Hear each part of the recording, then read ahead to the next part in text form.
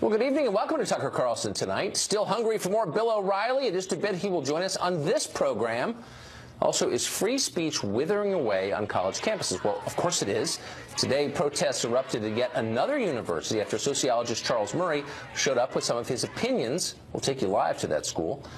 But first tonight, Democrats are lashing out at House Intelligence Chairman Devin Nunes, saying he needs to recuse himself from the House of Representatives investigation into alleged Russian meddling in the 2016 election.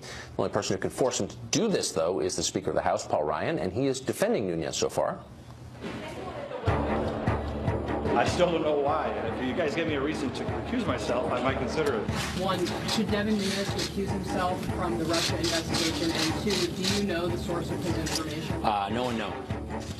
It's not up to me. He's a member of the House. He's appointed by the Speaker. That is entirely up to the Speaker and the membership of the House of Representatives.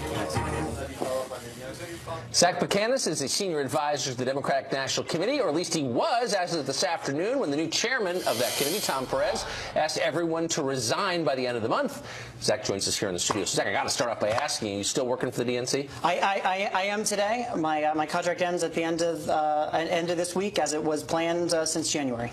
Well, good for Tom Perez for looking within a little bit and not just ranting about Russia, but asking, like, how did the single most impressive person in the history of the world lose to Donald Trump? Well, I mean, I think we know about how the single most impressive person lost to Donald Trump, and it was in part by the Russian government and the Kremlin. Here's what doesn't make sense. Okay, so for the last 3 or 4 months, Democrats have been saying every night in this show, Trump is a puppet of the Kremlin. He's doing the bidding of the Putin government. The entire Russian economy is based on energy. Trump's views on energy are very pro-American. He wants more energy exploration and production in this country. He's totally for fracking. If you were doing the Kremlin's bidding, you would have Al Gore's position. You'd be against fracking, and you'd be talking a lot about global warming. How does it even make sense that Trump is doing the bidding of Russia?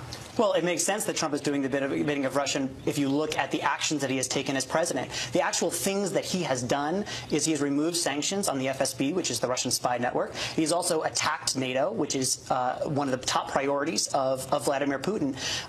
And he continues to praise Putin at every turn. And not only that, he goes up and attacks the European Union, which again is an adversary of Putin. He loves Putin. I'll grant you that. I don't think it's true, but whatever. NATO was a bulwark against Soviet communism. It was great. But you got to think that Putin's priorities maybe have changed a little bit in the 26 years since the Soviet Union collapsed, and that maybe maintaining their economy might be at the top of the list. So Trump is actually working against Russian interests on that, the biggest question of all. And he's also calling for more military spending and expanding the U.S. Navy and Air Force. Why in the world would Putin be for that? I mean, I don't understand how you can say that Putin is for American policy and that Donald Trump is whatever you just said. I'm just making the obvious point that Al Gore and Hillary Clinton's views on energy, the single most important question in the Russian economy, are much closer to Putin's than Trump. And what I'm saying is that the single and most important thing for the Russian economy is the lifting sanctions, and that is what Donald Trump and his administration is doing. That's not true at all. No, it is absolutely. It is absolutely. That is why, as you know, which is why they funded propaganda against fracking. No, I mean the most important thing, which is why that the ambassador to Russia, Kislyak, freaked out when it looked like the administration was going to impose new sanctions, which is why they called Michael Flynn. They don't want sanctions, but well, I mean, it is a disaster for their economy. But their propaganda channel is not running long pieces about sanctions, running long pieces about fracking and how it's bad. They're on your side with the fracking. First off, the Russian propaganda absolutely was running long pieces about sanctions. They were boosting that up right after Donald Trump won, and they were talking about what an important boon this was going to be for the Russian economy. So you're wrong on that front. So your point is, and the point of Democrats, speaking in lockstep as always, is that Devin Nunes is such a partisan that he cannot continue in his role as chairman of the House Intel Committee. If he was such a partisan, if he's partisan, of course, he's an elected Republican, but if he was so partisan that partisanship guided his every action, why would he be allowing hearings on any of this in the first place? Democrats would never allow a hearing on something that hurt their president. Well, first off, he just canceled a public hearing on Friday where Sally Yates was going to come and testify, and he canceled it the same day it turned out that Sally Yates was going to come and contradicts statements that the White House had made about Michael Flynn. But I'm just saying. And then he pulls the plug. So if your argument is that Devin Nunes is not partisan because he's allowed hearings, he's not. He just canceled 2 of them. Okay. We've had a bunch of hearings. We will have more. They're allowing, he is the chairman of this committee, is allowing this investigation to go forward. I'm just saying, as you well know, with a Democrat in the White House and a Democratic-controlled Congress, this would never happen because it's going to hurt our guy. We're not doing it, period. And he's allowing it. So at some point, we have to start thinking like Americans and not partisans. We have a hostile foreign power that interjected itself into this election. Okay. I've heard the talking points. These are not talking points. This is about silly, basic, as you know. But let's get to the specifics. Do you not believe that Russia came in and intervened in the election? I don't believe, as we've discussed multiple times, I don't believe that Russia affected the outcome of this election. Nobody's arguing Russia that. wishes us well. No, nobody's arguing that. But I don't think they had a measurable effect. effect, and so I think this whole conversation is stupid. But I'm not in charge of what the conversation is. You guys are. So let me ask you specifically. Sure. If Nunes were to step aside, who would you like to run the committee? Who'd be less partisan? Would Trey Gowdy? No, what we are calling for is an independent 9/11 style commission. To be chosen by whom? To be chosen by Congress. There's a process for this. The 9/11 Commission was done after the 9/11 attacks. There's precedent for this of how it's done. That's something that the Congress would decide. Oh, but wouldn't that be partisan? Because it would be partisans choosing it. No, in the 9/11 Commission, there were 5 Democrats and 5 Republicans.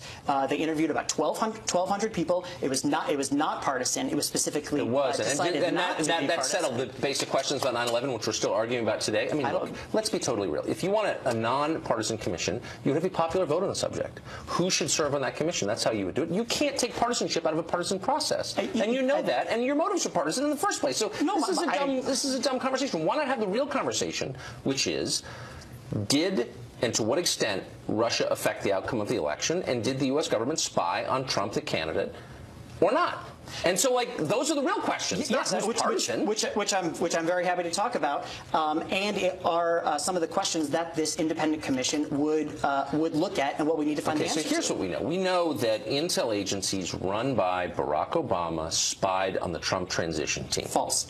Really? Because the director of the FBI said that. No, he didn't. Actually, he did. No, he didn't. Yes, well, he certainly did. He said that there was yes, he did. He said it right in front of Congress. He said there was an investigation into Russian interference, and it centered on people in the Trump orbit. That's exactly what he said. What? No. And so what do you think of that? Does that bother you? There is a difference between an investigation and spying on members of the transition team. Really? What we do How know could is you have that an investigation without spying on members of the transition team? How would that be possible? That is a very specific term when you're talking about surveillance as opposed to whatever. It's general investigation. You're watching. You're just making stuff up. No, I'm not making anything. No, you are. What we do know is that the FBI has been running an investigation since July. We do not know the methods. With no surveillance. We do. I don't know that. Do you know that? I know that the NSA sweeps up virtually every electronic communication in the United States. Its former employees have conceded that. The Snowden papers prove it, and I'm bothered by it. Now, you claim to be a liberal. Why am I the liberal in this case, arguing for civil liberties and the right to privacy? Why aren't you upset about this? You are the only. You are injecting facts that don't actually exist. What do you mean they don't exist? You are supposing. Disputing what I just said. Yes, you are. You are supposing that the NSA is somehow involved in this, and they're sweeping up all sorts of communications that are there. I mean, please point to a specific communication that you're talking about. Just point to one. Just point to one. This is like arguing about the sunrise. We know that the NSA just point to one specific thing that you're talking about. I don't think you will meet anybody of either party on the Senate or House Intel Committee. One example. All electronic communications in the United States. A single example. The email you sent this morning. What was the email I sent this morning? I don't know. I don't work for the NSA. The point is they have access to it, and we should be worried about it. That's all I'm saying. The helicopters and are I'm wondering. It's not a helicopter question. It's a fact. Zach, good to see you. You too. Well, the collective meltdown over Nunes' behavior is convenient because it allows Congress and the press to ignore what he actually says, part of which is that Americans are apparently having their information incidentally caught in an intelligence dragnet. I recently confirmed that on numerous occasions the intelligence community incidentally collected information about U.S. citizens involved in the Trump transition. If this is all about improper unmasking of, incidentally collected U.S. information, he did exactly the wrong thing. Incidental collection is not surveilling a campaign or American citizen. It's surveilling a foreign agent. There are rules about when you have incidental collection, what you do with it. I'd be curious to see if those rules will follow. Congressman Trey Gowdy of South Carolina says that instead of chasing, or maybe in addition to chasing, Russia phantoms, Congress and the press ought to be more worried about how American citizens are being spied upon and then unmasked by unscrupulous intelligence officials, probably for political reasons. Congressman Gowdy of South Carolina joins us now. Congressman, thanks for coming on. Yes, sir. Thank you. So I don't really know what the purpose of all these statements from members of the committee are on both sides. I'm paying close attention. I'm totally confused. So can you just give us a quick summation of what we know for certain about spying on American citizens, including the Trump campaign? Well, what we know is that if there's an evidentiary basis for the president's tweet, it has not been shared with the public. So we'll get that out of the way. The allegation was very specific. President Obama wiretapped Trump Tower. Yes. There's not an evidentiary basis for that. Where it gets a little more complicated is there are surveillance methodologies that allow the collection of hypothetically foreign-to-foreign communications. And to the extent that U.S. citizens are mentioned or collected in that, in those surveillance programs, they're masked. And I think you want the information collected from a national security standpoint, but the masking is important. So with General Flynn, the public reporting is that he was unmasked. All right, that's not only a breach of protocol, that's a violation of the law. That's the felonious dissemination of classified material. What Chairman Nunes' point is, I want to know whether or not other people have been unmasked, even though you don't know about it publicly yet. Interesting, but it would be known in the intelligence community.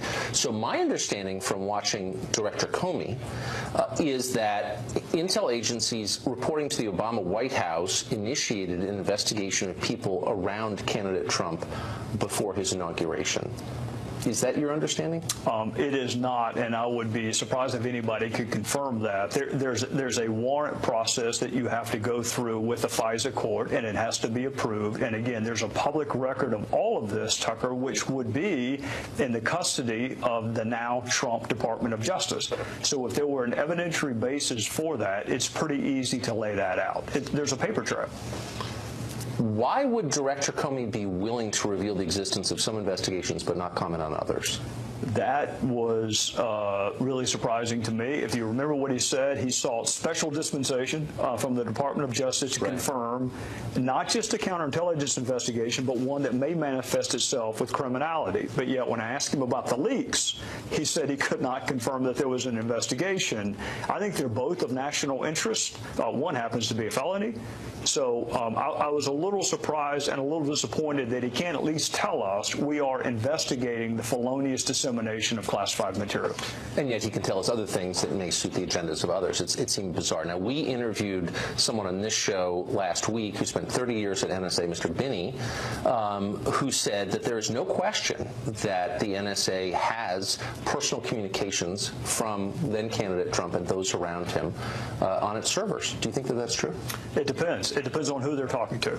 If you are talking to someone for whom the intelligence agencies are authorized to collect, then yes, you may be captured on it. If there is a reason to collect on a non-U.S. citizen and you happen to call that person, then you would be collected as a U.S. citizen. That's where the masking and treating it confidentially comes into effect. But he was saying, and again, he worked there for all those years, that NSA collects basically all data coming in and out of the United States because they've tapped into the main data trunk. And the question is, what do they do with it? But they have it. Is that your understanding? Is that true? I think that's a little broader than what my understanding is. You would have to get a warrant. If you're talking about U.S. citizen, you have to get a warrant, application, FISA court. If you were talking foreign to foreign, it's a separate analysis. If you're talking U.S. to foreign, it's still a separate analysis and one that would require going to the FISA court. So my last question, you sit on the committee that oversees our intelligence agencies. Are you satisfied that if you request a specific accounting of something that you're going to get it, you're going to get a straightforward answer and get the entire answer? I don't know that I would, Tucker, and I'm not dodging your question. There's something called the Gang of Eight. They are entitled to information that even HPSI members are not. Members of the committee would receive that information, you think? Speaker of the House, the minority leader, ranking member, and the chairman of HPSI are four in the Gang of Eight. If you're just a HPSI member like I am. I get it, but may you think not. they can get whatever they want and they can get the full story, and the intel agencies will give it to them and feel the obligation to give it to them? They should, and I'll only caveat it by saying should, because when one source has the information, the other's requesting it, you never know what you're not Well, you given, never but do they know should. that. And that's the concern for ordinary voters like me. Yes, sir. Congressman, thanks for coming on. I Yes, appreciate sir. it. Thank you. Still confused and maybe tired of this whole Russia story? We don't blame you. Up next, Britt Hume will join us to say what exactly is going on here. Do we need an independent investigation, so-called, needed to resolve it? Also, sociologist Charles Murray was at Notre Dame today. He has interesting ideas about the decline of the working class. But instead of listening to those ideas, a bunch of people started yelling at him.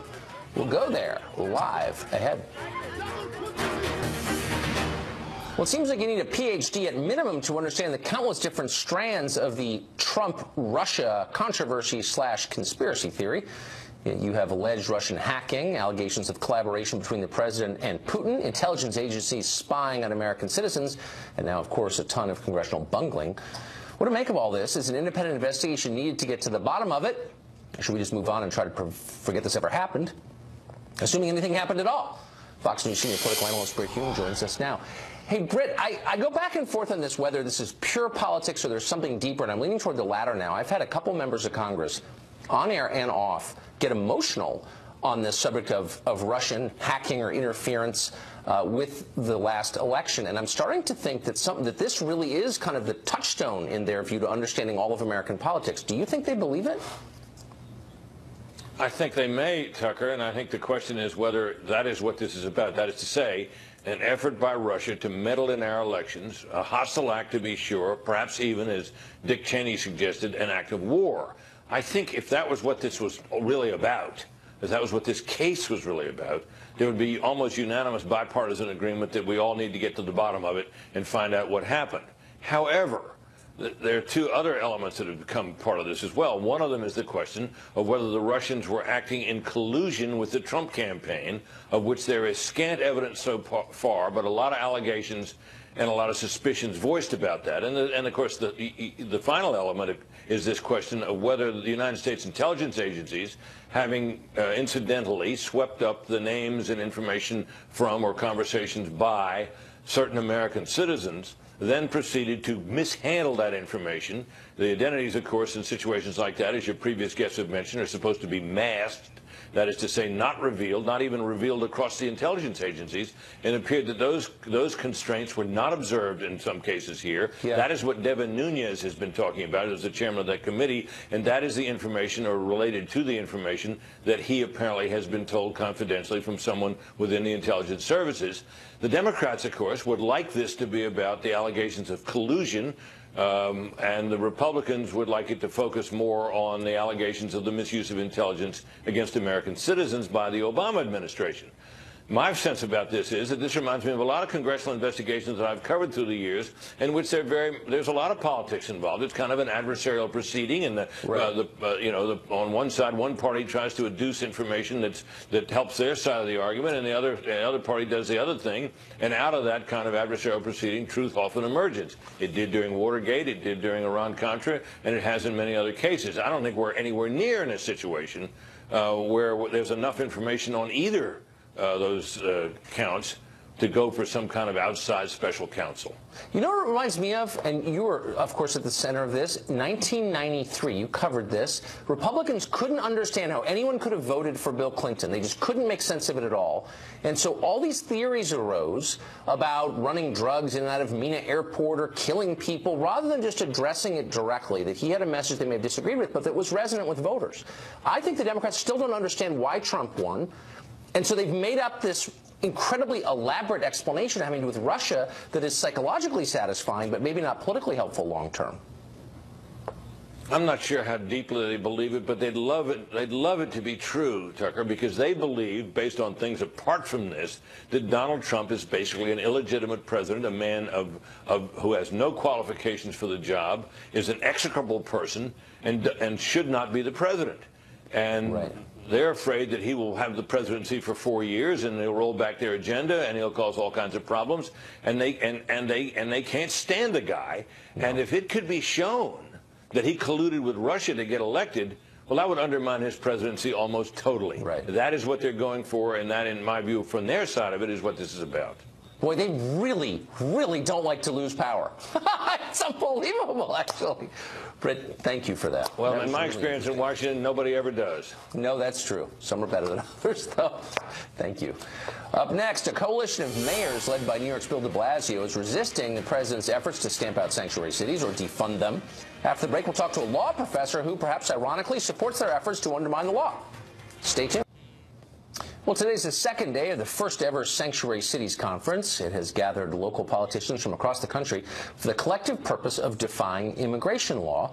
They don't lack support in America's largest cities. Top officials from both Los Angeles and New York have announced they will defy the administration's efforts to suppress sanctuary cities and enforce immigration law. In Los Angeles, we don't separate children from their families because it's inhumane. In Los Angeles, we don't demonize our hardworking neighbors just because they speak a different language or come from a different country. That's un-American. The Department of Justice will also take all lawful steps to claw back any funds awarded to a jurisdiction that willfully violates 1373. New York City is the safest city in this country. And so, you know, if the president wants to put that at risk to make a point to a dwindling base of support, then he is being extremely irresponsible, but that's nothing new for this administration. Peter Markowitz is a professor at the Benjamin Cardozo School of Law, also an immigration advocate who spoke at day 2 of today's conference. He joins us now. Peter, thanks for coming on. Thanks for having me, Tucker. So you just heard the mayor of Los Angeles describe American immigration law as, quote, inhumane. You've described it that way, too, in a piece last summer in the New York Times. I think there are legitimate disagreements in immigration, but it seems a little insulting to the country, a country that has allowed 11 million people to live here illegally, giving them all benefits, by the way, at great expense, to describe that country as inhumane or its laws as cruel. What country has done as much as we have for illegal aliens? Well, actually, there are very few things that you can find consensus among Republicans and Democrats in this country. But one thing that everybody seems to agree on is that our immigration laws are deeply broken. And so it's not at all surprising that the mayors of the cities that have the largest immigrant populations, who see the harm up front of a massive deportation system that's ripping apart families, identify the reality that those are, at base, inhumane laws. You know, I just find so remarkable the insult to the population. I mean, immigration has upsides for sure, but it also has real costs, measurable costs, which have been measured, actually. Costs to American citizens who are here and born here and all that. And their views and lives are never taken into account in this equation. It's you're being mean to people here illegal. What about everybody else? Actually, to the contrary, the vast majority of the reliable studies that have been conducted show both that immigrants make our country more vital economically for all Americans, but also that sanctuary laws, the laws that were discussed at today's conference, make our cities and our country safer. So very much we're thinking not just about the immigrant population, but about all Americans and the way we benefit from immigration. So I know that you're a law professor, not an economist, but a lot's been written on this, and I'm a little surprised you haven't read it. So the U.S. Civil Rights Commission, which has existed a long time, but under the Obama administration, 2010, did a study on this, and here's part of what they concluded. I'm reading it verbatim. Illegal immigration has tended to depress both wages and employment for low-skilled Americans, a disproportionate number of whom are black men. Now, I don't know of any economist who would dispute that fact. When you flood a market with low-wage labor, it hurts people at the bottom, and it is disproportionately black men. Why don't you just admit that? And does that bother you? Right. Well, actually, there's been a wealth of data showing that immigrants actually are a boon to our economy. But to the extent that immigrants are being exploited and underpaid, the reason why that's happening is because Republicans have obstructed comprehensive immigration reform, which would allow them to have work authorization and then be able to get paid a living wage. I want you to be able to give your point of view, but I also want you to address what I just said. So the U.S. Civil Rights Commission, this is not some right-wing group, has said what I think every economist has said who's looked at it carefully, that there are parts of the economy that benefit from illegal immigration and low-wage immigration. Rich people benefit disproportionately, but low-wage workers, disproportionately black men, are not beneficiaries of this. Are you denying that specific fact, which is a meaningful fact? So you could pick and choose one line from one report. What I'm telling you is no, that... The theme. you're actually reading one line from one report. And what I'm telling you is that the theme that runs across the economic research is that immigrants are a boon to our economy and are a boon to American workers. And that's why... Including at the lower end of the labor scale? So people working for minimum wage benefit from illegal immigration? Are you saying that with a straight face? And what can you cite that proves that? There's not one thing ever written that proves that. What I'm telling you with a very straight face is that if you're worried about low-wage workers, you need to stop the mechanisms of exploitation that allows immigrants to be underpaid. And the way to do that is to create a pathway to legalization such that they can no longer be exploited and we can level the playing field. Well, I think you have a fair point. They are exploited in a lot of cases. That's a real thing. But I'm not talking about people who broke our laws to come here from other countries and work under the table. I'm talking about people who are born here, including black people whose families have been here for 400 years. We have some concern for them. If we're the U.S. government, our whole purpose is to look out for them. And we're not. And we're not even talking about them. And you keep dodging questions about them like they don't matter, but they do matter. And will you acknowledge that they are not helped by this? In what sense could they be? Actually, I'm not dodging the question. I'm telling you directly. If you care about that sector of the labor economy, there is something that you could do. You could talk to your Republican allies and tell them to pass comprehensive immigration reform, get people work authorization such that they can't be exploited in ways that are harmful to our economy.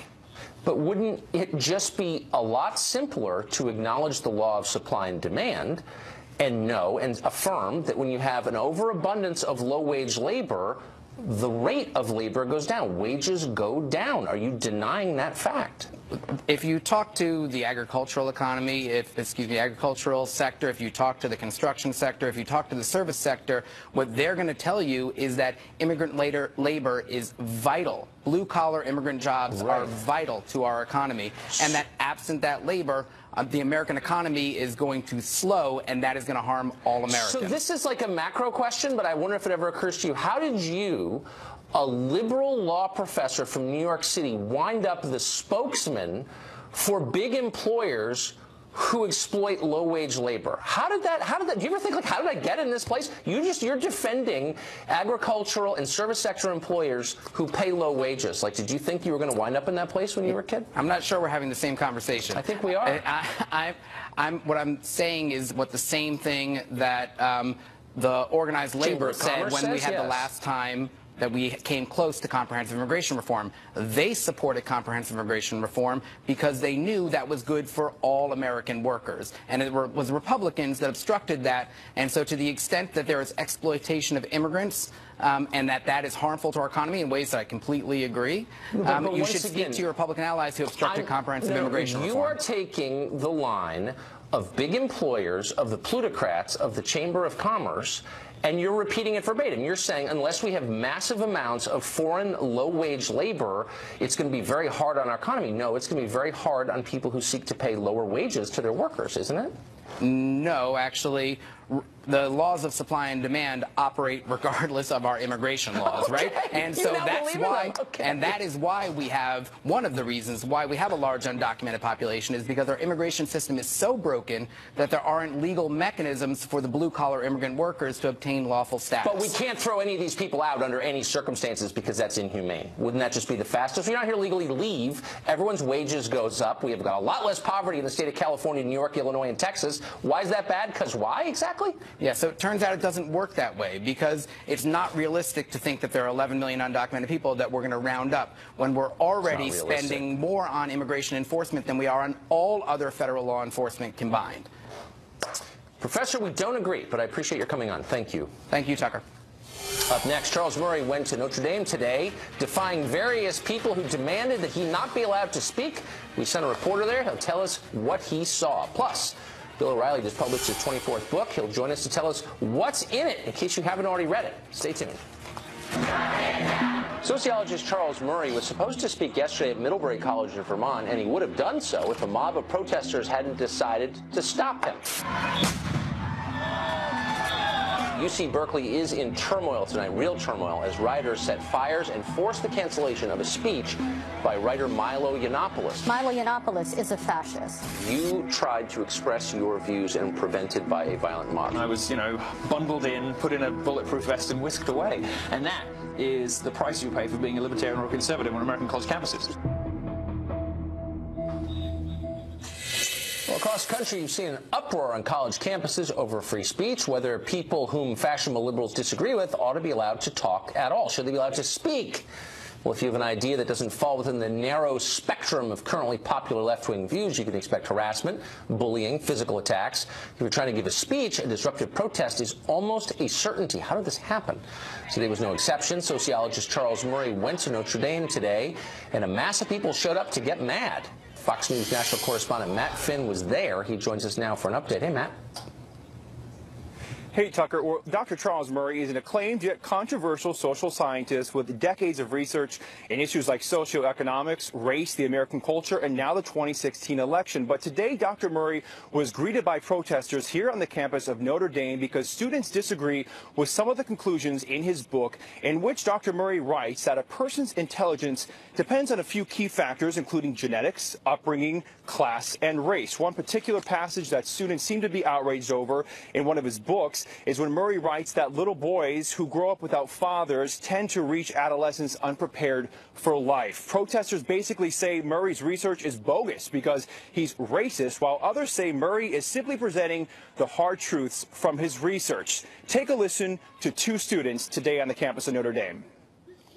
Yeah, I do think he's promoting a racist agenda. One of the definitions of racism is believing that you're superior, that your race is superior to another. And in his book, The Bell Curve, he clearly states that he believes black people are less intelligent than white people. He also says he believes Eastern Asians are more intelligent than white folks. People on the left, such as those who have gathered here, will take out little snippets of those quotes, little pieces of analysis, and they'll present it as if he's like, some white supremacist or Nazi,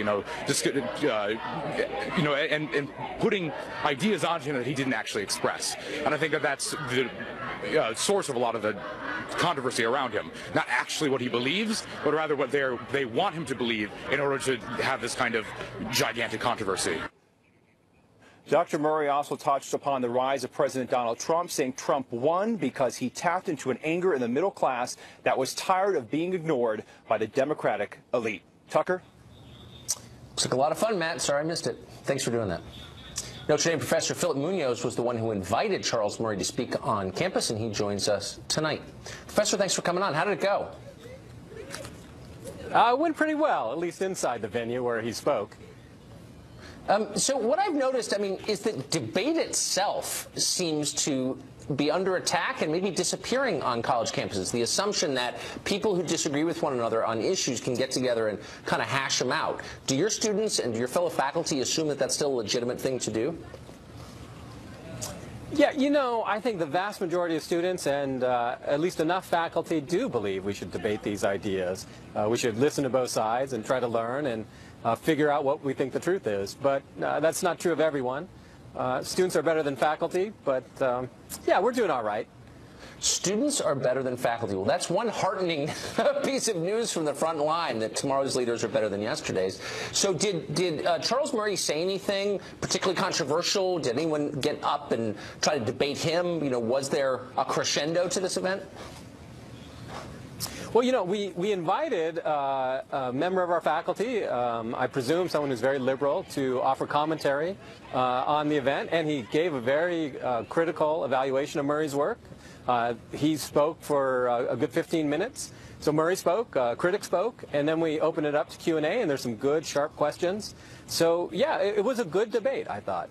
Man, that sounds so old-fashioned. One side says what it thinks, another side says what it thinks, everyone goes out for coffee after. Good for you for keeping this alive, this tradition that goes back 3,000 years. Did you take any heat from your fellow faculty members for it?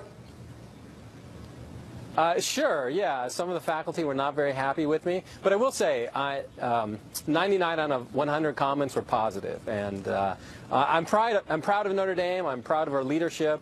Even people who disagreed with Murray wanted this to happen, to say, look, we're not going to be bullied. We're not going to not have debate because you don't want one side to speak. Right. We're a university, and people need to be heard. Really quickly, of the people who disagreed with you, where do they tend to be from on campus? From the engineering department, business school, or were they the sociology department, if you can generalize? There were some social scientists and professors in the arts and letters. That's probably true. Of course. One correction to the record here, Tucker. We didn't go out for coffee after the event. You did? Well, close enough. Professor, we're a Catholic school after all. Thank you very much. Up next, couldn't get enough of the O'Reilly factor tonight? Fret not. Bill will join us in just really. He just released his 24th. It's called Old School, Life in the Same Lane. Bill O'Reilly joins us now. Bill, I think I'm the only one who's interviewed about this book who's actually read it, and I really liked it. I'm not just saying that. Well, thank you. I appreciate that, Tucker. Smart. You know, you're an erudite guy, and I figured you'd dive right into it, and it spoke to you, I bet. Well, it did, and I thought it was, you know, I'm always won over by humor. I thought parts of this were actually hilarious. But just to explain quickly the difference, what you're trying to do is to help people understand the difference between old school and snowflake. What does that mean, and how do you tell? Well, it's a philosophy of life. And those of us who were raised in traditional homes, as I was, we adopted, many of us, old school. I don't like the word values because that says that people who aren't old school don't have good values, and that's not what I'm getting at. All right? It's a point of view. It's a point of view. And the point of view is there are certain things that you do and certain things that you don't do. Whereby the snowflake culture that has risen dramatically in America in the last 5 years, they see life in a totally different way. So in old school, we spell out the traditional old school point of view, POV, as opposed to the snowflake POV. And then you know who you are, which one you are. And which one are you, Carlson? Well, I hope I'm not a snowflake. But reading this, I'm thinking, I mean, some of these were really interesting. Some were, you know, ones you would have guessed. Others weren't. So here's one that really stuck out. You know you're a snowflake if every single day, from the moment you wake up to the minute you go to sleep, you find something to be outraged about it, and it's all unforgivable. And I thought, you know, that's not just liberals who are like that, actually. This cuts across the lines. There are a lot of people who are conservatives who are like that as well. So it doesn't go down. It doesn't go down with your politics. Politics doesn't mean you're an old school or you're a snowflake. I mean, it crosses boundaries. One of the interesting things is I wrote this book with a guy named Bruce Fierstein. And Fierstein and I were on the Boston University newspaper, the Daily Free Press. He lives in L.A., all right? He's an old school guy, as I am, but he's a different kind of old school guy. I say that we go to the same school, but we take different buses. And so he's got a little bit of a different take on this whole thing. And I wanted that because, again, it's not, there's a whole bunch of subtleties involved in this philosophy. So reading this, one of the things that kept coming back was just how annoying some of these attitudes are. And I thought to myself, well, how do we get here? Do you think the country being really rich for 100 years has contributed to this?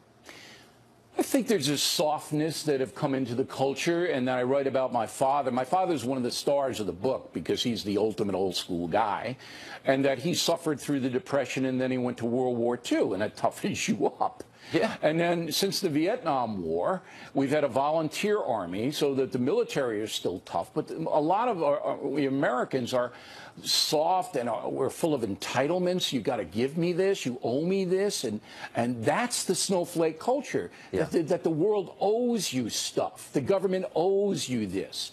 And you'll never prosper under that. I feel bad for the snowflakes because sooner or later they're going to crash land in a puddle. And they're not going to be able to get out. They're going to dissolve. And that's what I'm trying to get across is if you're a snowflake and you're committed to that, at least read old school because there's stuff in there that will help you. So one last thing that kind of surprised me, Billy Joel, you hold up as someone you grew up with, same age, same town. You hold him up as an example of someone who's old school. I would not have guessed that. I know, and the others, I'm not going to say who the others are, that we have as good examples of old school folks are surprising as well. The reason is that Joel did it by himself. You know, he didn't have a great family, dropped out of high school. He did all the wrong things. And but he's an old school guy because he believed in himself and his talent. And he developed the talent. All right, he worked and worked and worked. And then he broke through. Yeah. And he's still an old school guy. I mean, I don't hang with him every night, but I see him occasionally. And we talk about the old neighborhood. I've known him since I'm 12, all right? And he's still the same kind of guy. And that's old school. So that's why I included Billy Joel in the book. You definitely made me like him more. I will say that. You know the name of the book, Old School? It's good. I liked it. Thanks a lot, Bill O'Reilly. All right, Tucker. Thanks for having me in. Up next, a very strong woman just won a weightlifting competition in Australia and set a record doing it. What's the secret to her success? You may have guessed already, but we'll tell you the details after the break.